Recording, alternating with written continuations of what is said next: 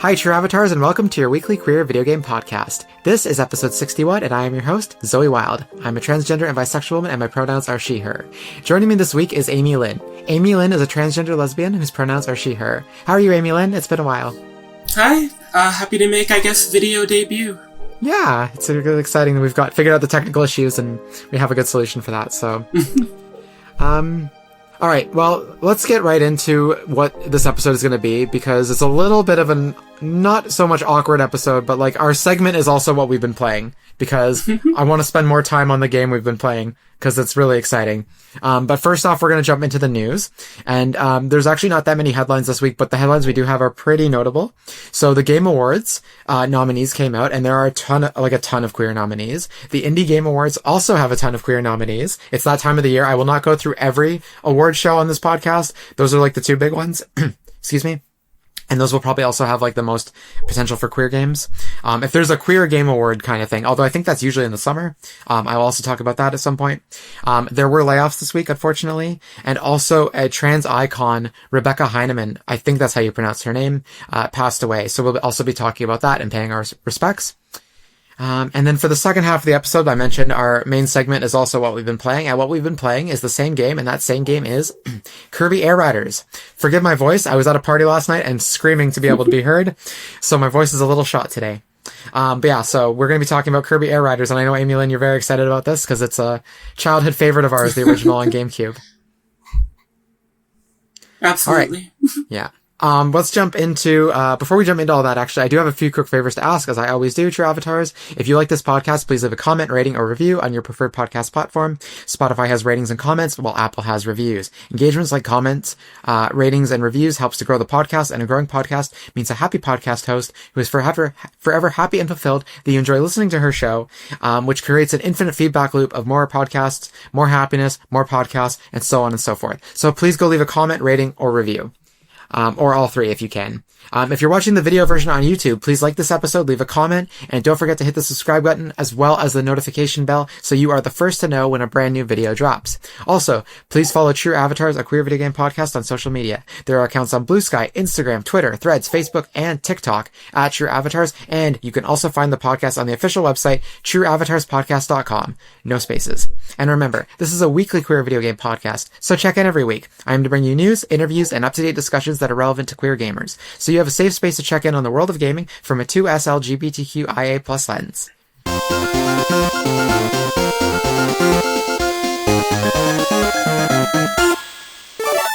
Alright, Amy-Lynn, shall we jump into the news? Sounds good. Okay. So this headline dropped like 2 hours before we started recording. Guilty Gear Strive on Nintendo Switch 1. I assume it's backwards compatible with Switch 2. Is getting its DLC update finally. It was supposed to come out earlier in the fall. I feel like I heard or got the vibe that it was supposed to be like September, early October, and then we just didn't hear anything. But this update does include Chapter 4, which includes Lucy from Cyberpunk Edgerunners, which is another queer game, so some queer game synergy going on there. Although Edgerunners is not a queer game, it's a queer show based on a queer game. And also it includes ranked matches that are coming to Nintendo Switch, and that is coming out December 18th. Amy-Lynn, do you have any thoughts on Guilty Gear Strive? I feel like you might have played this before, I'm not sure. So I haven't played Strive. I used to play one of the earlier versions actually in the arcade. The university, so I went to had an arcade, and actually we went to, but I went to it beforehand, and there was a Guilty Gear machine there. So I'm a big fan of the game's music, especially. I did get into Blaze Blue, which is the not sequel, but the game that the company made later on, Arc Systems Works. So I haven't played Strive, but just last night I found out that there is a Guilty Gear Strive anime, which I wasn't aware of. And trans icon Bridget is in the opening. It doesn't look like she's a main character, but it was great to see her in the opening. I love the character designs from the series, the music. I guess Trans Heresy, I do think May's theme, Disaster of Passion, is better than Bridget's theme, Town Inside Me. I think that's what it's called. But both are great songs. And I love the design of Cyberpunk Edge Runners. It is a series that I've been constantly wanting to see for, I guess, years now, but haven't got a chance to. But that's really cool news. Yeah, that's awesome. Speaking of Blaze Blue, actually, last week they announced in the PlayStation State of Play that there's a brand new Blaze Blue game, Entropy Effect X, coming out as well. And that has queer characters in it too. So I guess Arc System Works is just full on pro-gay. Have they announced they're bringing back English voice actors yet? Because that was a huge controversy, the last big Blaze Blue release. I don't think they said anything, because I think the reason that they didn't say anything was that the actual State of Play was actually about and aimed at Asian audiences. Yeah. And it was by Asian developers, so like everything was literally in Japanese, the whole presentation, with English subtitles. There was very little English in it. So I'm not sure if they've actually answered that question. Something to look into, though, for sure. I haven't heard that news, but that is exciting. Yeah. Looks fun, actually. I'll have to brush up on the wiki at the very least. Yeah. I mean, the game is essentially a visual novel anyways, so I can probably get a lot of the experience if there are, Let's Plays or anything on YouTube of just going through that. That's true, yeah. Also, for anyone who might be like, oh, I don't have the system that's on, but I think it was announced for PS5, but I feel like I read it was coming to Switch. I'm not 100% sure on that. Also, my mic is a little tenuous today because I'm in a different room. So I'm not going to type while I'm on the podcast this week, unfortunately. But if I do find out, I can leave it in the show notes. But I'm sure anyone who's very interested in this, I'm sure you're already typing away and Googling and writing a comment anyway. So we're going to move on, though, because there were some layoffs. I'm going to try to get most of the bad news out of the way early, although I'm going to save the Rebecca Heineman news for the end. I'm always not sure how to program all the news articles in what order, but I am going to talk about the layoffs now. So back in episode 54, we reported that Xbox Contraband game was canceled. It's not a game that was Contraband. It was literally called Contraband. There are still layoffs happening as a result of this game cancellation. And this week it does seem that 31 people were laid off from Avalanche Liverpool, which is in England, this week after the studio was closed. So the studio did say this: "We are truly grateful for the dedication and invaluable contributions to Avalanche Studios Group.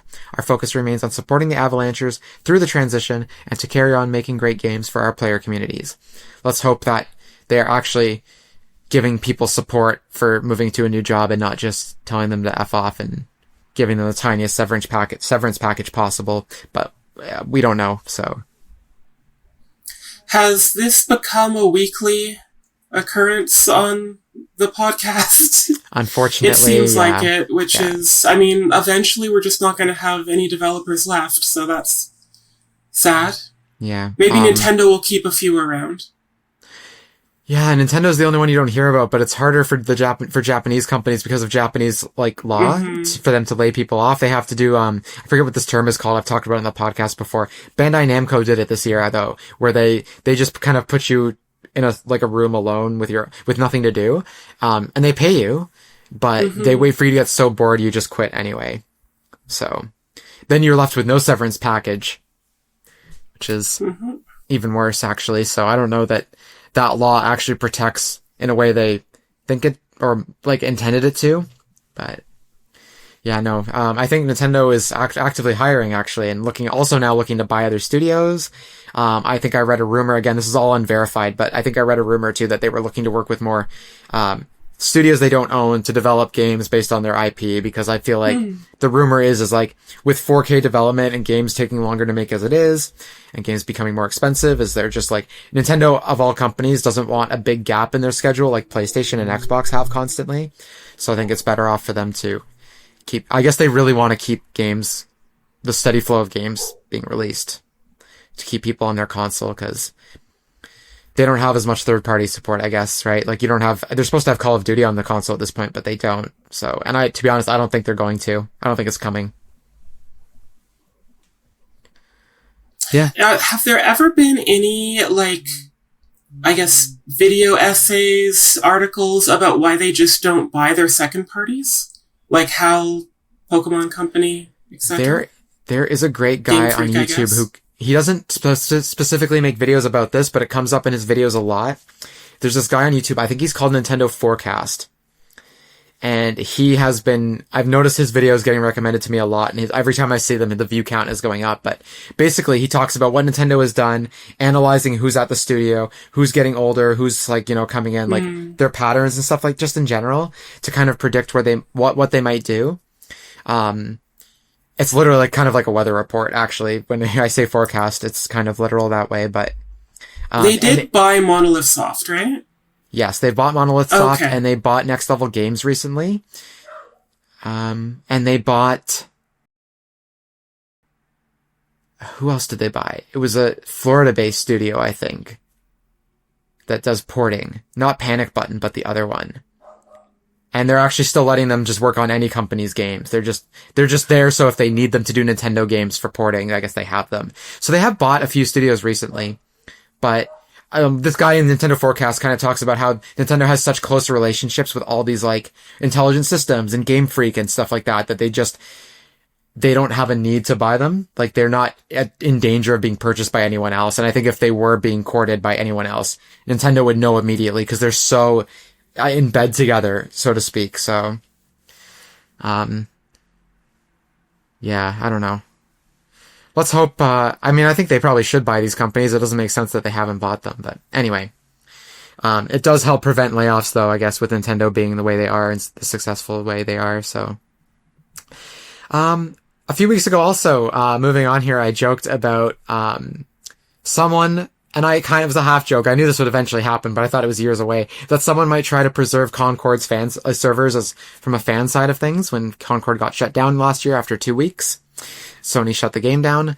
Anyway, so I joked that at some point someone might try to bring those servers back, because of the Stop Killing Games movement and stuff like that. And anyway, this week a group of fans did just that. Reading here from the Video Games Chronicle article. Over the weekend, the group posted on its Discord page, as reported by the Game Post, that project developers Red and Open_Wizard had managed to boot the game, load their characters, connect to each other through matchmaking, and play through a full Clash Point match, whatever that is. I didn't play Concord, so I don't know. Did you follow anything about Concord when it was happening, Amy-Lynn? Nope. Isn't it a plane of some kind? I know it's a city in Ontario. Yeah. I mean, at this point, that's all it is. I wouldn't be able to describe the actual Concord game if you paid me. I could just guess it's some sort of, like, Destiny-like shooter, but that's, like, random that's pretty much dartboard. That's pretty much it. I mean, the second I saw the first trailer, I thought, this looks like they're trying to make fetch a thing. And for the record, I don't even really know what Destiny looks like. I'm just going by, like, peripheral vision of listening to, like, or watching IGN podcasts and being like, oh yeah, I think I can imagine what Destiny looks like, but I don't actually know. I mean, that's basically the same as me. I had a friend who was playing it and talked about the game a little bit, so I knew through him what was kind of happening in Destiny and what the game was all about, but any interest I had in it went away when they fired Peter Dinklage as one of the main voice actors and replaced all his lines because they had to add new lines as the story developed. So they couldn't keep him in and have a different actor swap lines with him. So they just replaced all his lines. And I was like, well, I like Peter Dinklage. I would rather, anyway. So I also tuned out of Concord. And I'm not into like looter shooters, online shooters, stuff like that. Overwatch, Valorant. I don't even know if those are all in the same vicinity of each other in terms of genre. It's multiplayer. If the only multiplayer game I've ever played is Rocket League. So, all right. Let's talk about Game Awards nominees. So we have a couple here. We have the Indie Game Awards and we have the Game Awards. Amy-Lynn, do you have a preference for which one we start with? No. Okay. Well, let's just go in order of the show notes then. So first off, we have the Indie Game Awards, not to be confused with the Game Awards. They're two separate entities. They just have very similar names. But this is obviously focused on independent games. There are a lot of queer games, more variety in queer games too than the Game Awards. Cause like the Game Awards, there's a bunch of queer games, but it's kind of the same ones in each category. But anyway, the Indie Game Awards are going to stream on December 18th at 6:30 p.m. Eastern and 3:30 p.m. Pacific. That's in North America. If you're in a different part of the world, I don't have time to go through all the different time zones, but I'm sure you can just plug into Google what time is 6:30 p.m. Eastern, in my country and it pop up. Hopefully it's not like early in the morning or something like that, but so some notable nominations here. Game of the Year is Clair Obscur. Expedition 33 got nominated. And people are probably wondering, well, Zoe, you've never really talked about that game on the podcast. Are you sure it's queer? And actually, by my own rubric, it qualifies because Jennifer English, one of the voice actors in the game, is queer. She is a lesbian. So actually, I was like, oh, I could have been talking about this game all year because I didn't realize that a gay person was doing a lot of the voice acting. I just had no idea. And none of us in the Discord, I think, on True Avatars had any clue that she was a lesbian, so... even Ekami, who's actually played through the whole game, had no idea. When I was like, Amy, this is a queer game, she's like, I don't think so. And she kind of analyzed it, and I was like, no, there's a voice actor in it. It's like saying Ghost of Yote is queer. Erika Ishii is in it, so therefore it's a queer game by default. There are so few queer games in this world, especially AAA, that we take what we can get, you know? And the other Game of the Year nominee is Hades 2. Achievement in Accessibility, Squeakross Home Squeak Home has a nomination. ANZ Game Award has Tempopo, and that's curated by Frosty Games. This category honors outstanding achievements for indies developed in Australia, New Zealand, and the Pacific Islands. If you'll remember, back in June, I did cover the Frosty Games Fest. Also, Amy-Lynn, pop in at any time if you want to just talk about any of the games I mentioned here. Bite-sized game included Karimara, Beneath the Forlorn Limbs, and This Game Will End in 205 Clicks, which comes from Adrian, the developer behind In Stars in Time. Black Voice in Gaming Award, one of the nominees was Sorry We're Closed. Sassy Chap Games, the developer behind Date Everything, was nominated for Community Management Award. Debut game, nominees included Clair Obscure Expedition 33, which is no surprise, and also Sorry We're Closed. Emotional Impact category included Afterlove EP, Wanderstop, and Wednesdays. I don't know if it's still the case, but a couple days ago I did retweet on Blue Sky. Wednesdays is currently free on Steam, or it was at the time. Gameplay design, Hades 2 is nominated for that. Gas Station Story was nominated for Innovation. Solo development nominees included Spilled, which I talked about on the actually, Amy-Lynn, I think you were the last time we did an episode that was just what we've been playing in the news was also about Spilled, which is a great 90-minute game about cleaning up an ocean. It's top down, it's isometric, it's adorable as heck. And also, this isn't a queer game, but it was another game that had a lot of sexual content, which was banned from Steam because of the payment processors, which is a game called Vile Exhumed. And I think that game is currently, or it was at least at one point, available for free because of that. Afterlove EP and Urban Jungle were nominated for the Southeast Asian Indie Game Award. And Gemporium and Spilled were nominated for Women-Led Indie Game Award. Amy-Lynn, any thoughts on these? I haven't played any of them, but I guess as I move sort of in my, gaming life, my interests have been skewing in that direction. So it's pretty much just Nintendo, other franchises that I've loved since I was little. And then checking out, new indie games, at least those that are either released on Switch or, even mobile. So, hopefully some of these, that aren't on Switch can get there. And if I have time, I'll, plop them in. Yeah. Everything I've heard about, every time I meet a queer developer, I'm like, hey, you should get your game on Switch. I know it's very difficult, but if you can, there's a lot of an audience there that, doesn't have a PC that is also really super gay. Just like Kinsey 6 gay. And you should get your games on these consoles. I think Spilled has a very good chance because Spilled, I think, sold 100,000 copies this year, which is incredible for an indie game made by one person. I'm so happy for her. She did such a great job. I think her name is Lenta. Try not to get her confused with the singer named Lenka. But yeah, so she did really well with that. She made such an amazing game. I think she's working on something new as well, but because her game sold so well, I wouldn't be surprised if she can find a publisher who might be willing to help her port her game to the Switch. But from what I've heard from developers, it's not the easiest or cheapest thing to do. Especially if your game wasn't developed in such a way that porting is easy. So it's not just export as Switch version. Unfortunately, it's not that simple, but yeah, no, I would love to see a lot of these. Spilled especially would also be great on Switch. It's just very cozy. Okay, let's move on to the Game Awards. I feel like this is the one that's going to get a lot more attention because it's the Game Awards. There's announcements and all kinds of stuff. But this year there are a lot of... Oftentimes there's also Muppets. There are Muppets, yes. I wonder which Muppets will be there this year because they've done... I forget who they did initially. But then Gonzo, they've done Gonzo. Rizzo, I think. Okay. They've done Statler and Waldorf. Yes. Those were last year, and they were funny. Yeah. Yes, it's good. I think that's like the thing to watch with the Game Awards, of which Muppet they get. I mean, like, I don't know if they have the budget for Miss Piggy or Kermit. Like, that might be beyond Keeley's purview, but maybe you can afford Fozzie. I could see them doing this. Cheaper. Yeah. Yeah, I wonder how Disney feel. I feel like if Disney has a game in the Game Awards one year, like a Spider-Man or Indiana Jones, they might be much more open to it. Because they're already invested, but yeah, no, lots of queer games this year. Lots of queer games. They're most like, it's the same, like, kind of, it's the usual suspects, the ones you probably are like, oh, the ones that are really popular, but at least they're nominated, like, they're being talked about, even if people don't know necessarily that they're explicitly queer. But Game of the Year nominees include Clair Obscur Expedition 33, Hades 2, and Kingdom Come Deliverance 2. Yes, Kingdom Come Deliverance 2 does have gay content in it.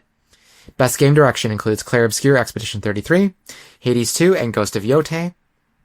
I'm not going to read through all the nominees here. There are a lot. But Best Performance includes Ghost of Yote, Erika Ishii, Gender Fluid. They are up for Best Performance as the character's name I'm blanking on, unfortunately. And I played that game, but it's Sunday morning. Leave me alone. And Claire... Is that the Yote? Yeah. Okay. Ghost of Yote, yeah. And so Clair Obscur Expedition 33 has 3 nominees. Ben Starr and Charlie Cox. Charlie Cox people might know as Daredevil from the recent Netflix and Disney Plus show. And Jennifer, and I think did Ben Starr voice Ganondorf in Tears of the Kingdom? I think. No, I think that was, no, you're right. D&D guy. Right. He's great voice, great person. I'm blanking on his name right now. Yeah. I actually heard it a couple days ago too, but apparently I can't recall names anymore. Is there an anymore. M in there? I think there's an M. There's definitely an M. And also Jennifer English, the lesbian actress we mentioned earlier, is also nominated for her character as well. In Clair Obscur Expedition 33. Innovation and accessibility included Assassin's Creed Shadows. Yes, that game has queer content. Games for Impact included Lost Records, Bloom and Rage, and Wanderstop. I don't think Lost Records, Bloom and Rage is... I mean, I really liked I liked parts of it quite a bit. Like, it was very strong in parts, but it has a very weak middle part of the story that just kind of drags. So I'm surprised it's even in conversation, because I feel like it came out and people forgot it existed. Best community support. Baldur's Gate 3, once again, it's still here. Although I think this is going to be the last year that it gets that nomination, because they've stopped supporting the game this year, content-wise. Also, best community support included Final Fantasy XIV and Helldivers 2. And best indie was Clair Obscur Expedition 33 and Hades 2. Best RPG, Clair Obscur Expedition 33, Kingdom Come Deliverance 2, and Outer Worlds 2. Again, another game that kind of came and went like a fart in a windstorm. Best Adaptation, The Last of Us Season 2 and Until Dawn. Until Dawn does not deserve to be there, but it is a queer movie. Most Anticipated Game, The Witcher 4, and Best Esports Game, Valorant. We were talking, was it Valorant that was the queer game on that, the ranking episode we did in episode 52? And I now have the answer. It's definitely Valorant. I checked. There are lots of queer characters in that game. Amy-Lynn, are you going to be watching the Game Awards, and which of these games do you think will win, or which ones are you hoping will win? Is it Matt Mercer? Is that the name? I think Mercer. That's Mercer the name. Something. Matt Mercer. You are correct. Ben Starr, I feel like, was involved in Tears of the Kingdom, though. I want to say, but maybe I'm wrong. Okay. Anyway, it doesn't matter. Doesn't matter. I mean, I'm one of those people who's upset about Sonic 3 getting snubbed. So that's what I've been thinking about, when it comes to the Game Awards, to be, honest. But what I will say also is that this is one of the first years where I look at, the Game of the Year, and I'd be happy with any of them, I think. Like, I know that's not one we've been talking about right now, but, there's been some unfortunate rosters in previous years, but yeah, it's been really exciting, to see more, I think Erika Ishii winning would be amazing for the queer community and for the fans of Dropout. But it's wonderful to see more of that, being integrated into this show, which, I think everyone should, be aware is just, it's for trailers. I don't know if I don't know, like, I forget who it was, but I was listening to, I think it might have been an autoplay situation, but a YouTube video essayist or just a commentator saying how, you know, as far as like an audience member goes, we shouldn't pay much attention to who wins and who loses. Like, it doesn't impact gamers and like fans. It is a big deal for developers. It, gets eyeballs on them. And of course, actors and other creatives involved in the industry. But the process of selecting apparently is not quite as bad as the movie industry, but still kind of, not the best. Well, you wonder, I mean, I know the gaming community doesn't vote like the film community for Oscars, but I know for the Oscars, people don't actually watch the movies they nominate or vote for, so I'm not sure if it's the same for games, but I know they have a panel of people that kind of like talk about these things. I have two thoughts on the Game Awards. I think that Expedition 33 is going to take most, if not all categories, unfortunately. Not unfortunately in a sense like, I'm not happy that it deserves it from everything I've seen of it. I haven't gotten to play my copy yet. I've been too busy this year. If I'd known it was a queer game from the outset, I would have prioritized it much sooner, if I'm being honest. I just wanted to play because it looked great, but then there were other games that I'm like, oh, Metal Gear Solid is coming out. Oh, like Fall has just been busy, but I would be happy to see it win because it's a queer game. Whether it's Jennifer English or Erika Ishii who wins, I hope it's one of those two people at least because they are queer, they are visible. I think we need some of that right now. But I also have heard, again, I'm not even going to put this as a source in the comment, like in the show notes, but I've been hearing rumors, and I feel like Jeff Keighley also might have retweeted that, like, he posted like an H and a 3 or something on Twitter, and there's rumors that Half-Life 3 is finally getting announced, and if that game is at the Game Awards, no one's going to even remember what anything was ever nominated for or won. Ever. It will be the Game Awards that announced Half-Life 3. That's it. Whether they announce it at the start of the show, if they announce it at the start of the show, people won't even watch the rest of the Game Awards. They're just going to be refreshing the Steam page until it goes live. And if it's at the end of the show, and everything everyone saw will immediately go out the window and people will talk about Half-Life 3 for the next 6 months. So, maybe longer. But since it is a very announcement-focused show, Amy-Lynn, is there a game, whether it's a wishlist game or something people are working on, is there something you hope they announce at the Game Awards? Sonic Frontiers 2, I think, is the intersection of possible and dream, that I feel that would be great to announce, especially with the, the movie snub. Aside from that, I don't think Nintendo has made a big and good announcement lately, so it would be nice to see something from them that isn't Cranky Kong. Although it would be very funny if Cranky Kong was referenced in some way. But I am always like in it for the surprises, like just like the E3 trailers of old and in the Nintendo Directs, like even if a game is released that I have no intention of playing and probably won't play for console exclusive reasons or stuff like that, like seeing like fun and interesting announcements is always a good time. Like I think it was the Game Awards where the potentially Phantomware, whatever it's called, Okami sequel was announced a while ago. So, stuff like that where it's like, I don't know if I'm going to have the console that Okami 3 or 2 or is going to be on. I've never played the original Okami. I played Beautiful Joe, but I don't have this like super big connection to the game or the company, but like I appreciate Okami like as an artist and for, what it did to, that kind of game and, unique IP, unique characters, Quadruped, as a protagonist is always fun. So I'm hoping for stuff like that. What about you? Yeah, I guess I am curious about Sonic Frontiers too, cause, I like to play these like kind of open world Breath of the Wild like platformer things on Switch 2, and I know they haven't updated the first Frontiers on Switch 2, and I have it on Switch. I haven't played it yet because I booted it up once and the resolution was like a potato YouTube video. So I haven't gone back to it despite playing like the first hour or so. So I'm hoping Sonic Frontiers 2 actually is a thing, or even Sonic Adventure 3, whatever. And it's just some kind of nice Sonic platformer that I can play. on Switch 2 with a higher resolution. So, yeah, something like that. Well, there's Shadow Generations if you... That's true. Yeah, that's a good point. Unfortunately, you have to buy the Switch 2 version separately, and I have the Switch 1 version. Ridiculous. So I'm so upset about that. Otherwise, the company that made, they're called Milestone. They're based out of Italy. They make racing games, but they did the last 2 Hot Wheels games, and they have, a reboot of a franchise from the 90s called Screamer coming out. And it really has nothing to do with the 90s version. It's really just like the licensing component of it, but I'm just excited to see what their next, what their next racing game is, because I think it'll be really fun. They make really polished, nice racing games.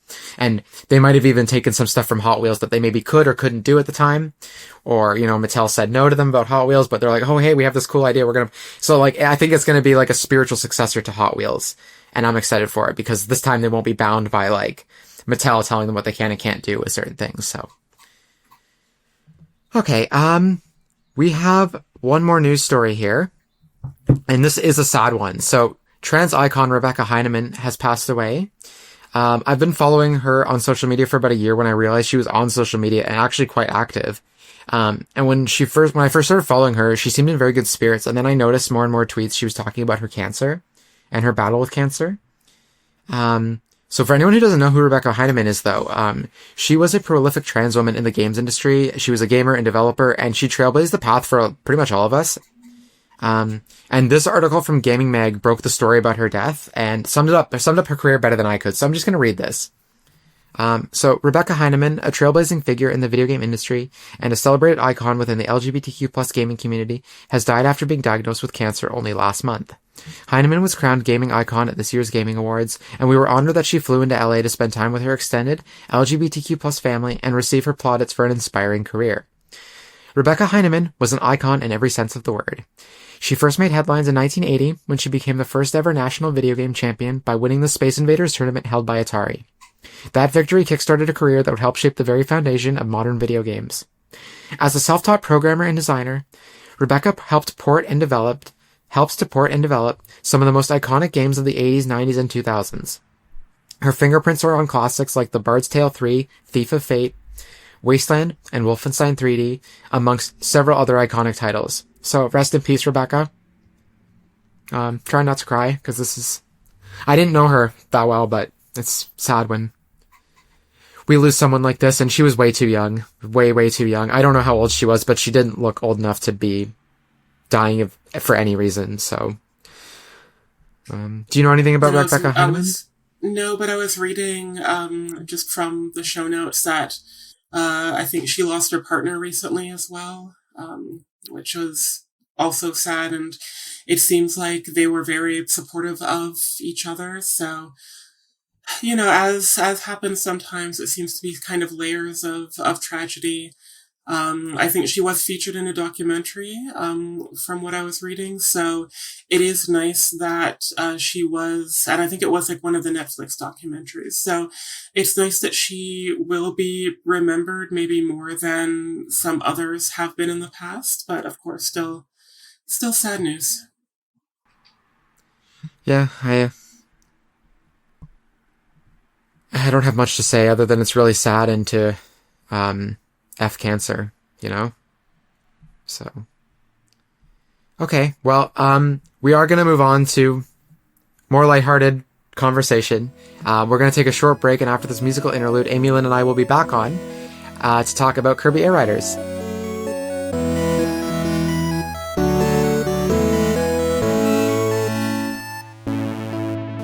Hi, True Avatars, and welcome back from the break.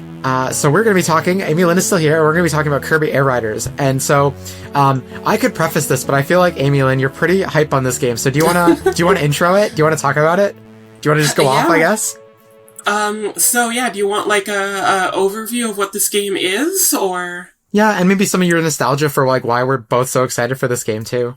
Yeah, so this is a sequel to the GameCube game Kirby Air Ride. It is, for the Switch 2, it is even more Sakurai than Kirby Air Ride, was. Like, you can really see, like, so much of the Smash Bros. Ultimate UI even, not only the DNA footprints in this game. But what that means is that this is, not even feature rich. This is, feature, overbursting with, everything. It is, is famous. The original was famous for being like a one button racer. So you pretty much only used, the control stick and, the GameCube's big ol' A button. Now, Sakurai has added a second button, which you honestly don't use that often. But it's still essentially a one button racer. So there are, about, I think, a dozen or so, regular, courses, as well as about the same amount of top ride. So if you think about, old-timey arcade racers that are, slot car essentially, influenced. There's a few more courses of that. And the, world-famous city trial mode, which is this very chaotic, mini, I don't want to say open world, but like an arena, like a vast arena where you drive around, walk around, finding, parts, finding upgrades for your machine, finding new, machines, which are the equivalent of carts in this game. Most of them are, they're like the Warp Star in the sense that, they are star themed, but there are the wheelie bikes as well. So if you've played Kirby Superstar, they're my favorite too. Possibly mostly because they reference the earlier Kirby games. But there are, a few other really obscure, weird ones, like a lot of new machines in this game, like the vampire star that bites enemies and racers. The chariot is also a new kind of design. So we have, 2 wheels for the first time, in a Kirby Air Ride game, which is exciting. And yeah, it's the new game, Kirby Air Riders, also has like a sort of campaign mode, which is really cool. The checklist, which influenced Smash Bros. Checklists, is back, and there are like 4 of them now, at least. They are bigger. So many stickers, customization of the vehicles, your driver's license. Music has some customizational options, in there. It is endless stuff. So we mostly have hovering. So these are vehicles, they don't fly like in, I guess Diddy Kong Racing with this, there's no like flight mode, but I guess it's an expanded version of the gliding that you might find in a Mario Kart game. You can go up a little bit more with the stars, especially things like the Wing Star and the Shadow Star. I could be talking for another 2 hours. In fact, if you're curious, Sakurai released some Kirby Air Ride Direct, which is longer than the duration of the Mario movie. So if you're curious about Kirby Air Ride and you don't want to watch the Mario movie again, you have a feature-length overview of the game you can check out on the Nintendo YouTube channel. It's true, actually. I kind of wish I hadn't watched those because he covered basically everything, and obviously he didn't spoil story stuff or anything for the campaign, but it was nice to know some of the stuff that was in there. Like, I immediately went into the, customization options, and I turned on the female announcer, and I turned on the male narrator, who are separate voices, but you can choose male or female for every language. So there's every language has 4 different voice actors. Cause there's the narrator, and there's 2 options for the narrator. So that's for the story stuff. And there's the announcer who's on the menus reading Rex Wheelie and stuff like that. And they're separate actors, just to clarify. It's not just, you can mix and match the 2 voices. They are 2 distinct actors for each, I guess 4 distinct actors for each language. Yeah. You can, and for some reason the volume levels go past 100, so everything by default is at 100, but I was the music and the sound effects are kind of quiet, but everything else is a little bit too loud, so I just pumped up the music and the sound effects, because I was they're a bit soft compared to everything else, so I cranked those up to 125, versus everything else staying at 100. I don't know if an accessible game compared to something like The Last of Us, which has a lot of accessibility features. But for a Nintendo game, this is the most accessible Nintendo game I've ever seen. With all the customization. There is a one-handed option available. Like, it is possible to play this game with one hand, which is, excellent. Not a lot, you don't get that with Nintendo games a whole lot for both, just the reasons of the control scheme or the lack of adding those functionalities, at least inherently. I'm sure there are DIY methods to go about this. But even aside from that, like the amount that you can customize everything, like from the controls to how zoomed in the camera is to the UI, like, do you want the map to be big? Do you want how transparent do you want things to be? Like, how intense do you want the zooming effect? Like, it's quite a lot. And are there colorblind options as well, I think? Yes. Yeah, so just stuff Nintendo never puts in, Sakurai's just like, yeah, here we go, have this. He spent a lot of time in the direct talking about it, which was nice. But I think just as a racer, okay, I've played all 3 kart racers that have come out this year. I haven't played Garfield Kart, but I played Mario Kart. I played Sonic Racing Cross Worlds a little bit through the demos, twice, the 2 different demos that I got to play. And I've played Kirby Air Riders. And honestly, I don't know how you would rank them, but I would put Kirby, then Sonic, then Mario Kart, in that order. And they're all great games. If you want a good kart racer, any of these is a good arcade, cartoony mascot racer. They're all great, but I think Kirby is the best one. I don't know about you. Right now, I'm definitely feeling the same way. I will have the caveat of, because my only consoles are the Switch, I haven't had a chance to play the Switch 2 version of Sonic yet. I didn't even buy the Switch version because as kind of has been established in True Avatar's lore, I don't care about graphics that much. The graphics were so iffy in that Switch version of Crossworlds that I couldn't really manage it. So that's, saying something about, I guess, not just the graphics, but the graphics and the performance. So with Black Friday sales, I might pick it up, but I just got Kirby Air Riders. So, I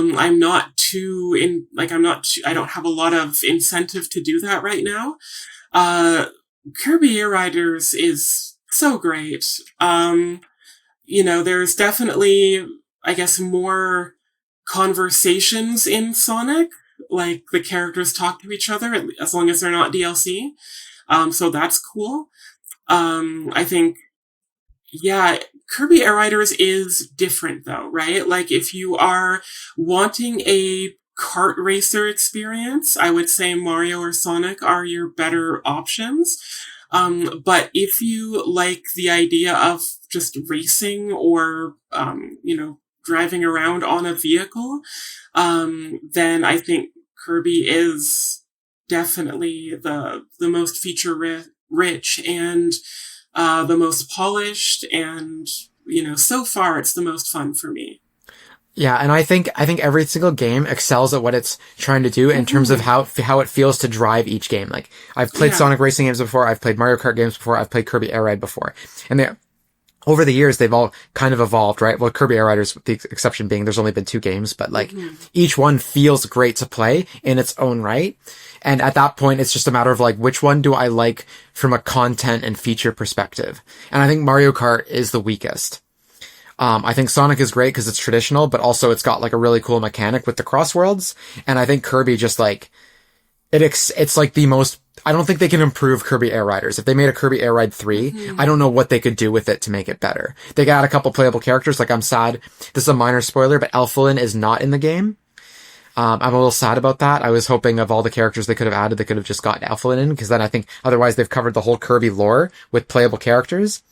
I have the similar feeling, I'm sad about Adeline not being there. Again, spoilers for the playable character roster. But when my biggest complaint is that an obscure character from Kirby 64 isn't featured when they added GUI, I think that, it's a pretty good, it says a lot good about this game. And I think, like, because Adeline's not there, like, we don't actually have a lot of female characters, which doesn't matter as much with Kirby because you can put a bow on everyone and, that's cute. Like, if you want to have a cute pink bow on Meta Knight, go ahead and do it. But since, we do have Ribbon, Adeline, as female Kirby characters, it would have been nice to have more than just Susie and Lalala. But, it's a super minor complaint because it's Kirby and it's cute and it's great. Yeah. So without talking too much spoilers, because people might not have played or gotten this far yet, and I definitely haven't, but how are you feeling about the campaign? So I just last night finished my first playthrough of the, what it's called, road trip mode. And it is far bigger than I expected. Like even with the, hour and 45 minutes directs or whatever it was, I was expecting something far more similar to classic mode, from Smash Bros. Where I was expecting to like, I can spend, half an hour, maybe up to an hour going through different challenges from different modes.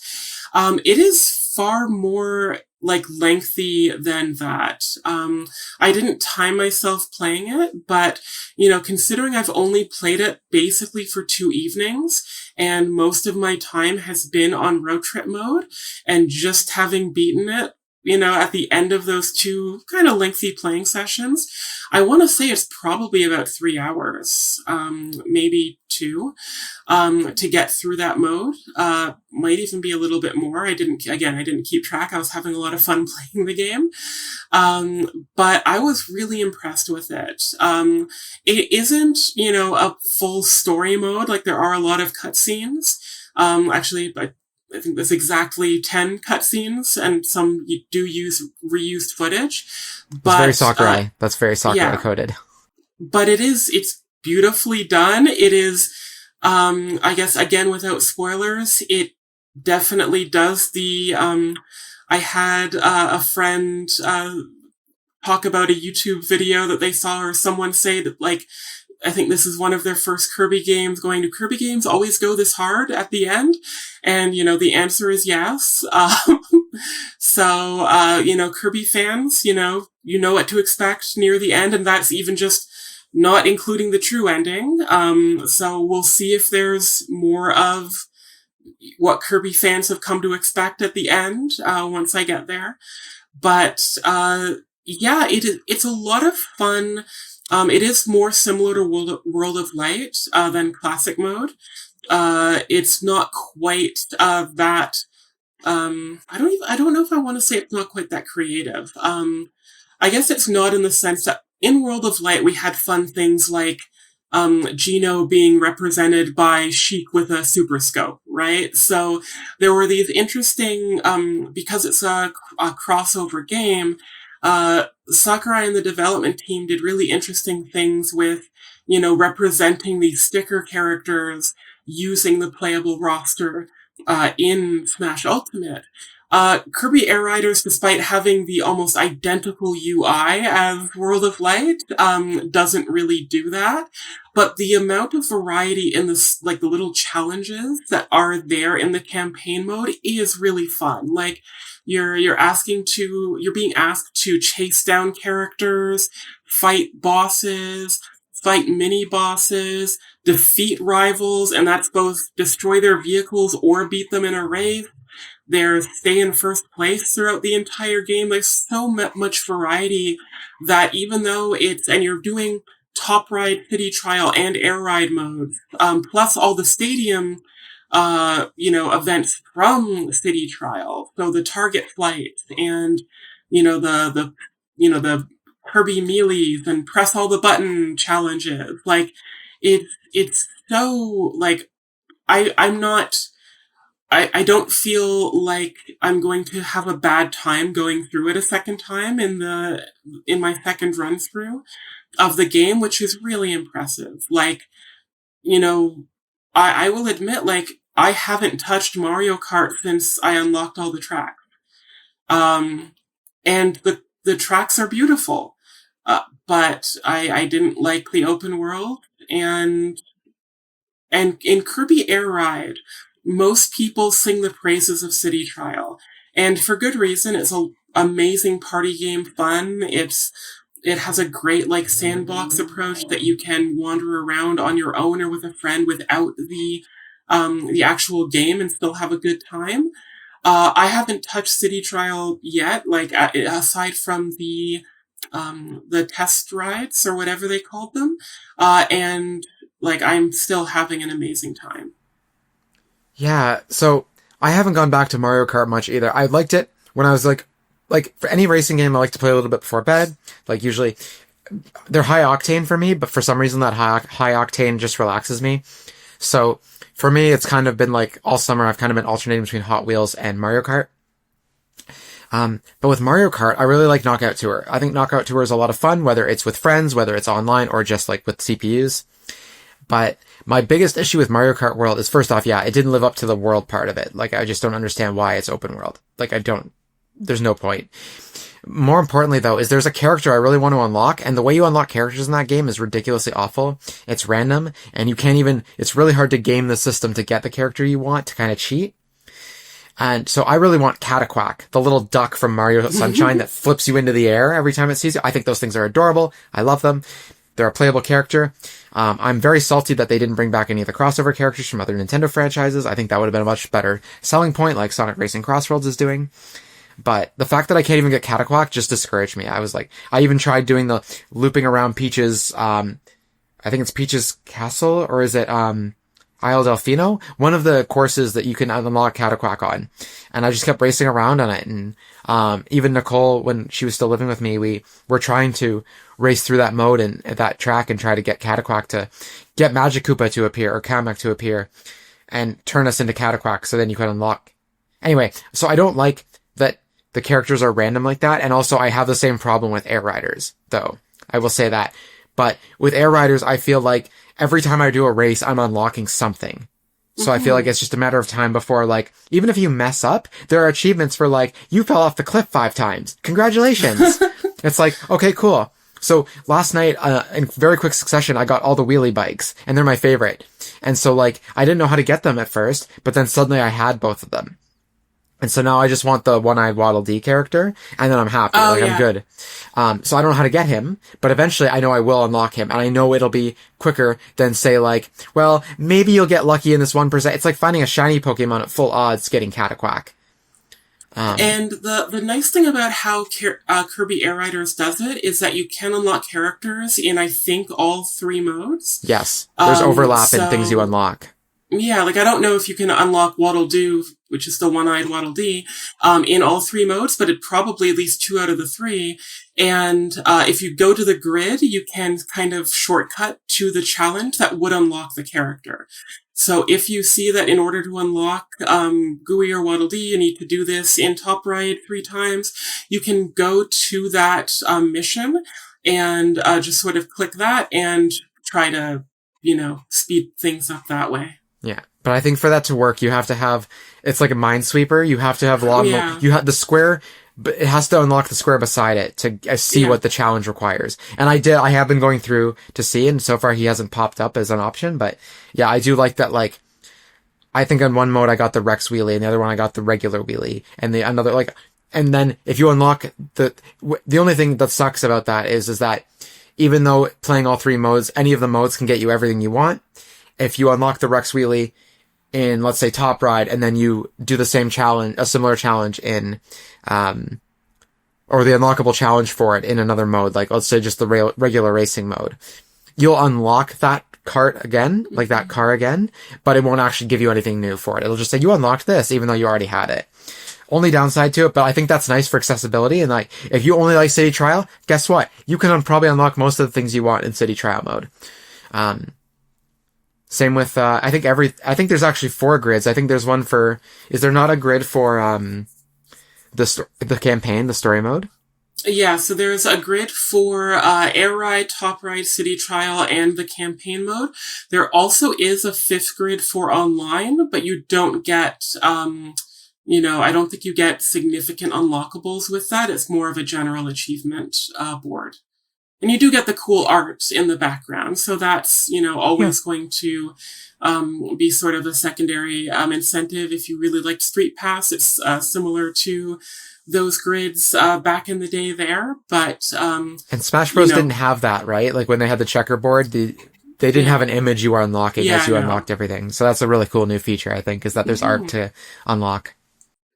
And if you do unlock the same character, you do unlock the alternate colors, which is a nice little, making it somewhat meaningful to unlock at least the characters a second time.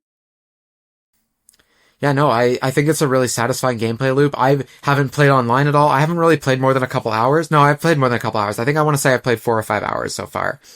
But I've just been kind of like just racing on the tracks in the standard racing mode, and I just that's what I did as a kid. I wouldn't play City Trial, but I would play in the free roam version of City Trial where you're just kind of doing whatever. And I messed around with that. I think it's a little too similar in everything that's in there, and it's a little too small. But it's basically, if you remember the original from GameCube, it's basically the same thing. Even though it looks a little different, it's effectively the same concept. I think it's probably if you measured it 3 or 4 times bigger, but it's not significantly bigger, right? It still needs to be a containable space so you can interact with other players. So it is expanded from the original, but not I wish there was another one, right? Yeah, I was thinking there would be 2 or 3 of them this 2. time. Yeah. But who knows? Maybe it does so well. Sakurai says, "Oh, oops, we said we weren't going to do any more updates, but actually, here's more updates." I mean, it is interesting that they do have, on the menu, there is a thing for announcements for the game, right? So it's interesting that they have that, despite the fact that there aren't going to be any DLC characters or anything like that. Yeah. I think I also read that they're going to support the game for up to 1 year for online and stuff like that. There'll be events, I think if they're talking about there'll be in-game events through the online for up to a year. I think that's a bit short, but it's nice that they're telling us exactly how much time it's going to be. So at least people go into it with the correct expectations. Whereas I think with Animal Crossing, Nintendo was just oh yeah, here's an update. Also, we're done. That's it. No more holiday crop or anything like that. So, well, they were done until the Switch 2. That's true too. Yeah. So, yeah. One thing I will say about the test ride was I was worried when I played it. So when I played it on 2 of the instances, and at least when I was playing, it was only City Trial that was available as an option, and I was really worried about the game. I was oh, this is too chaotic. It is I don't know if I'm having fun. The way that the matchmaking works is really different. In the GameCube one, you could spend all your as what I did most of the time, you could spend all your power-ups upgrading a wheelie bike, and then you have target flight, which you're basically guaranteed to lose. And, in this game, you can vote on which of the things you want to do, but pretty much all the time you're going to get that one. And because there are so many online players, you might be in a stadium match with 2 humans and 3 computer control characters. So it is a little bit different there. But the 5 minutes wasn't feeling long enough this time, despite the fact that I'm kind of used to 3-minute Splatoon matches. Everything felt chaotic and rushed, but all of my fears were removed when I got the full version of the game, which was pretty relieving. It is definitely chaotic. It can be overwhelming, but as we mentioned at the beginning of this segment, there are things you can do in the menu and in the settings to basically reduce that completely. I set it to zoom out by 1, and I lowered the intensity of the effects by 1, just a little bit.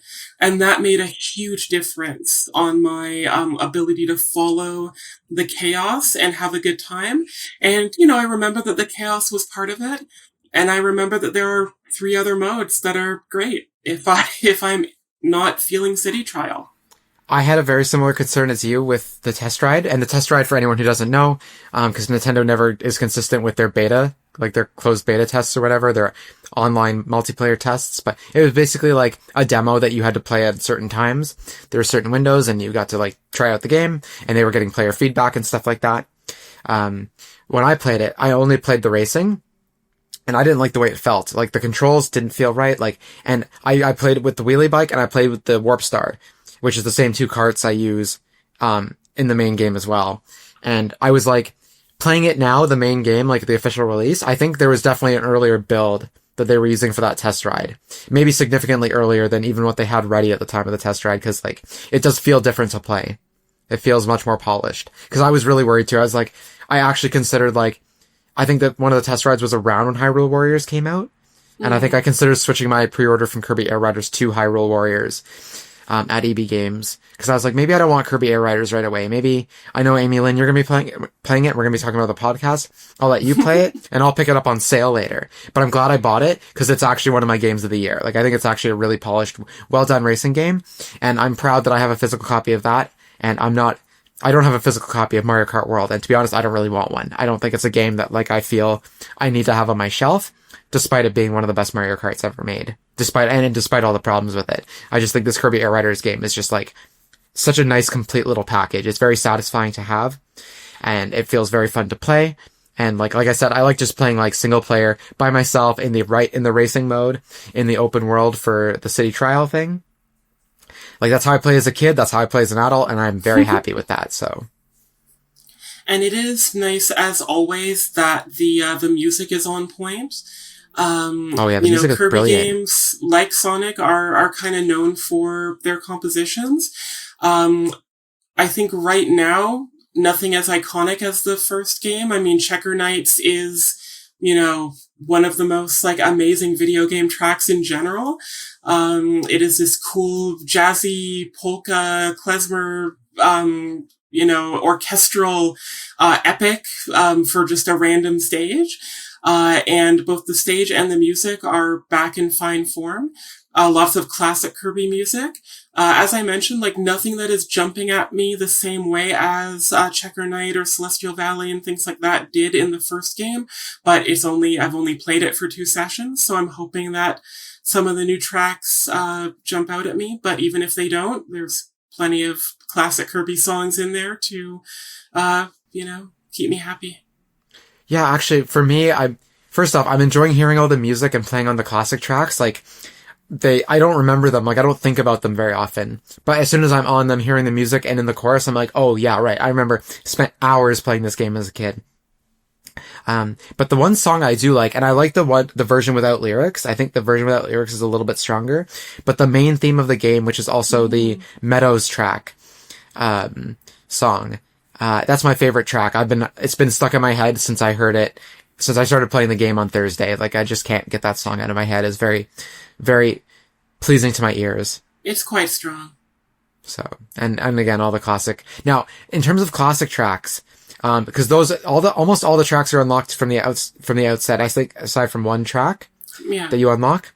And I have unlocked all the main tracks now, but have you unlocked all the classic tracks? I have not, because I've been focusing on Road Trip, right? And you don't unlock the tracks. Right. I think through Road Trip. Yeah, I think I have 4 or 5 of the classic tracks, and Beanstalk Park was always my favorite one, and I have that now, and I really like, too, when you're on the little rails, like in a Sonic game, for example, like the rails, right? When you're on one, the camera, like, changes angles to, like, show something dynamic for Kirby, and at first I was like, oh, I don't like that, like, I just want to be behind Kirby so I can, like, see where I'm going, control him properly, but it's seamless, like, the way you are oriented to, like, if you want to switch between different rails while the camera is, like, in front of you or whatever, it, like, is just, it's a really polished experience. It's really fun. It's very cinematic. I see why Hideo Kojima and Masahiro Sakurai are close friends, because they kind of approach games with this very cinematic, like, showy approach to things, where it's like, we want you to feel like you're playing a movie without it being like, I mean, not so much in Kojima's case, you are playing a movie, but in Sakurai's case, he wants you to feel cinematic.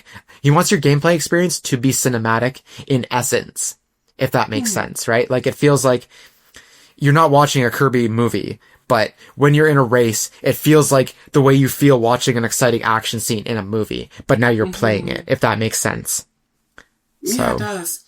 And especially, again, with the variety, both on the tracks and just the gameplay variety, even in the air ride mode, I feel that there aren't that many tracks, but within each track, they're doing so many creative things with alternate paths and, geysers, and even the rails kind of feel different in different levels or in different courses, even though it's this exact same mechanic. It's quite impressive. There's one track where you fall off the track, but you don't die or anything. It's not like Mario Kart where someone pulls you back up. You just find a different part of the track that you didn't even know was there. I kept falling and I'm like, oh crap. Oh, no, not oh crap. Like, oh my God, new track. Like, and it's just so much fun. Like, and I can play it, like, I can kind of like tune out when I'm playing it. Like, it's something that I'm like, it's so familiar that I can just kind of like turn off my brain and just like race and let that part of my brain kind of like just percolate with like the end of it. Like, this is a game I'm going to be playing at the end of a day because I can go and play a couple of races. And also I like that this game, so speaking of customization, which Mario Kart does not have this option, but you can set how many laps you want.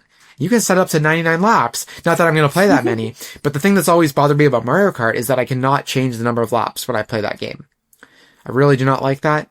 I think even the oldest racing games from like 25, 30 years ago, you can choose how many laps you have in a lot of those games. But for some reason, Mario Kart refuses to let you play more than 3 laps. And I get it, some tracks don't have laps. Sure, whatever. That makes sense. There are courses. But like, I'm sorry, but if I'm on Baby Park and I want to do 200 laps of Baby Park, like, let me play 200 laps of Baby Park. What is it? It does not affect Nintendo is like, we want you to play our games our way. Whereas Sakurai is like, I'm making a game and you're going to play it my way, but I want you to be able to customize my way as much as you like. And I love that about it. So. When you mentioned the physical, like feeling proud to have the physical copy, it didn't make me think of, so like I buy most of my games digitally now, but I was in an EB Games yesterday and I looked up on the shelf and saw the Kirby Air Riders amiibos. And I was tempted, I think, for that, reason that, I do love this game so much. But I don't really have the desire for the physical copy.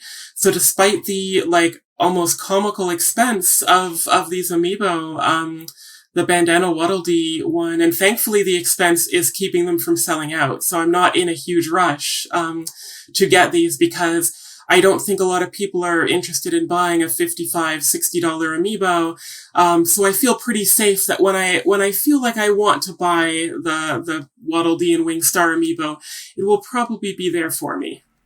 So that's my concern, is that first off, like, there's no carts that I want. The characters are cute, but I really want the wheelie bike. The classic, like, red one. Not the green one that's, like, slow, not the Rex wheelie that looks cool but doesn't feel as great to play. I want the classic red wheelie bike. I don't care who's on it. Like, it can be the one-eyed Waddle Dee. It doesn't have to be, I don't care. But if it's not selling well, I feel like they're not gonna do other vehicles. But I would really, if they do a wheelie amiibo, I will buy that one because I love that vehicle. I think it's also another Cyclops. Anything that's cute and Cyclops, even the monster in Doctor Strange 2, that's like an alien and it's like vicious and trying to kill everyone. I'm like, no, don't kill it. It's adorable. Like, I'm going to keep that as a pet. Wheelie has 2 eyes. They're just big on either on opposite sides. So you're only seeing one and it looks like a Cyclops. That is true. I also consider, Varum a Cyclops in, okay. In Pokemon Gen 9, like in Scarlet and Violet. Like, I know it's not a Cyclops, but it's spiritually, you know what? It's a little confused, but it got the spirit, of a Cyclops. And it's just so cute. I love it. I love it so much. So. No, like, I have loved, like, Wheelie since Kirby Superstar. Like, I was so excited to just play as just Wheelie, like, in the 2-player mode. Like, I would want to be the second player in Kirby Superstar to play all of the helpers. Right. And you could play as Wheelie, and, Kirby can jump on you and then you lose control and as Wheelie, you just shoot stars. But, right. If you were separate, you could just drive around as a wheel, which was a lot of fun. And, like, speaking of that, like, with the playable characters in Kirby Air Riders, even though everyone is riding a wheel or a star, it is fun to have, like, kind of like how Mario Kart has done with the the enemies as kart racers. I like that there's a bit of that in Kirby where you have the main characters of, Kirby, Meta Knight, DDD, and Waddle Dee, well, Bandana Waddle Dee, but you also have regular Waddle Dee. You've mentioned Waddle Doo. We have Scarfy, which is the little angry or cute, happy looking floating guy that gets angry and turns into a Cyclops. And like Lololo and Lalala, which might be the first time they're ever playable. So there's, lots of just really fun, and stuff Marks with too. that creativity. Yeah. Terrifying bad. Famous, communist author, Karl Marx is, just palling around with a hamster. Yeah, I like all the only thing I'm sad about is no Alphalin. I read a theory that it's because the design document was created before Kirby and the Forgotten Land was finished, and the developers of Kirby and the Forgotten Land did not communicate with Sakurai about any new characters. So there's certain Kirby and the Forgotten Land elements in the game that were easier to include after the pitch document was submitted and development started. I did notice the music. Yeah. Pretty quickly. Yeah, and I think Tortilding is in there at some point in some way. Oh, yeah, that's true. So, but yeah, I do miss Alphalin being in there. I feel like Alphalin was a pretty iconic recent Kirby character. I don't even want to play as Alphalin. I just feel like it's wrong that Alphalin's not in the game. But you know what? Honestly, all things considered, like, the game does really well. And also I feel like maybe Sakurai will, like, not do paid DLC, but every once in a while he'll be like, you know what? Here's a character. Here's a track. Here's a little bit extra for a game mode or something. I would like a few more tracks. Just because the ones we have are so good that, like, even though there's some variety, I think after a certain amount of time, even though there's double the original game, I think it wouldn't hurt to have, like, another 2 or 3 for the new tracks. Just you a little extra. You are really optimistic that Nintendo hasn't sent him to the Smash Bros. Mines already, which I appreciate that optimism. To be fair, Sakurai's always coming out with announcements like, oh, I actually did all this, like, way in advance, and here's, like, an extra video that I did. Like, I think, I'm not expecting big things, but I'm expecting something like an Alphalin or like an extra track to come along at some point as a surprise free update in the next 6 months to a year. I do think, though, after that year of online support is done, that's it for the game, and I think the game is going to be left to die. I do think that, and I do think Sakurai is now in the Smash Bros. Mines. I hope everything works out for him. I hope he is okay, because I know those games take it. Looking at Kirby Air Riders and all the other stuff he's made that's not Smash Bros, I wonder what other games that would have been so amazing and groundbreaking and revolutionary would we have gotten if he wasn't in the Smash Bros. Mines for the last 30 years. And I love Smash Bros. I'm not complaining that he's done Smash Bros. He's done such a good job. I'm a little salty that he refuses to do a Subspace Emissary 2. I just want a word, Sakurai. I just want a word. But I do wonder, like, what other kind of games like Kid Icarus Uprising and Kirby Air Riders would have come out of his soul had he not been working on Smash Bros. For a billion years. So, I do hope that one is a gem. Yeah, I've only played a little bit of it, but I like what I've played, and I hope that when he's done Smash Bros, I hope he doesn't have to be on that too long, or there's a way he can work on that kind of on the side while he's because I would like to see something else from him. Like, he won't be around forever, and if he does get a lot of burnout for making games like Smash Bros, who knows if he's going to want to keep making video games that aren't Smash Bros when he's done that. I'm surprised we even got Kirby Air Riders. I'm surprised that, according to him, Nintendo asked him to make Kirby Air Riders. I would have assumed that he wanted to do it. It's really weird that Nintendo's like, hey, yeah, we're releasing Mario Kart World this year. Also, we want Kirby Air Riders. Oh, and Sonic is coming out too. So let's just stack all of these within 6 months of each other. I don't understand. I mean, Sega making their game, I get it. Like, I knew... I honestly thought Crossworlds was going to come out the same day as Mario Kart World. Like, I honestly thought that was going to happen again, like with Mario Bros. Wonder and whatever that new Sonic Superstars. Oh, yeah. Yeah, so... Anyway. Yeah, no, I'm really impressed that, like, I honestly thought Air Ride was dead. Like, we were going to be lucky to get, like, a remaster or even Air Ride as a port on Nintendo Switch Online. Yeah. I thought we would have been lucky to get that. And the fact that we have a sequel that is spiritually, like, it's the same game as the one from the GameCube era, but just better.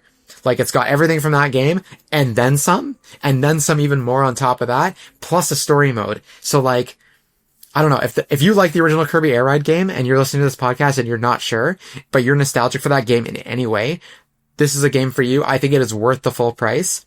I don't know if it'll ever go on sale, but it is worth however much money it is. And I guarantee you this game probably won't sell that well because of Sonic, because it's Kirby, because of so many games coming out this fall, because of Mario Kart World. It is probably a game that a physical copy of after it goes out of print will probably be hundreds of dollars like Kirby Air Ride is. So, if you're like me and thinking about the future of physical media, I'm picking up my physical copies as they're at retail price because I don't want to wait until, like, Pokemon Heart Gold. If you want a copy of that now, you're looking at 500 Canadian to start. Oh, and you want the Pokewalker? Good luck with that.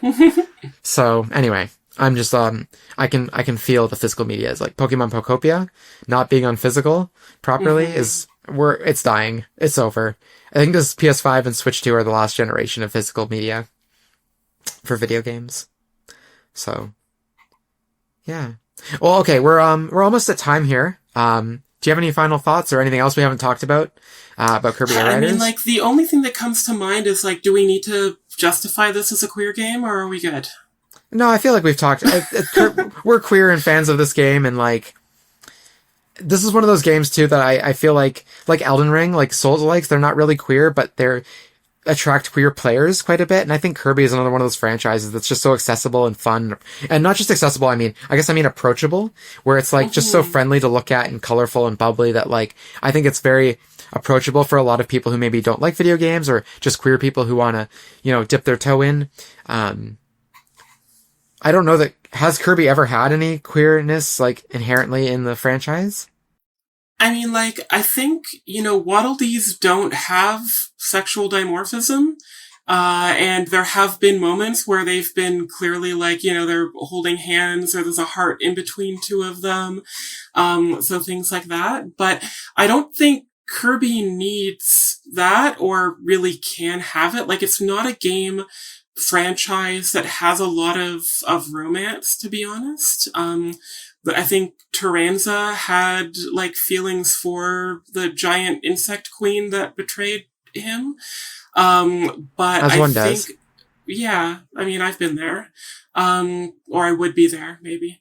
But, I think aside from that, like, it's just hasn't been a part of the game, so it hasn't been an issue.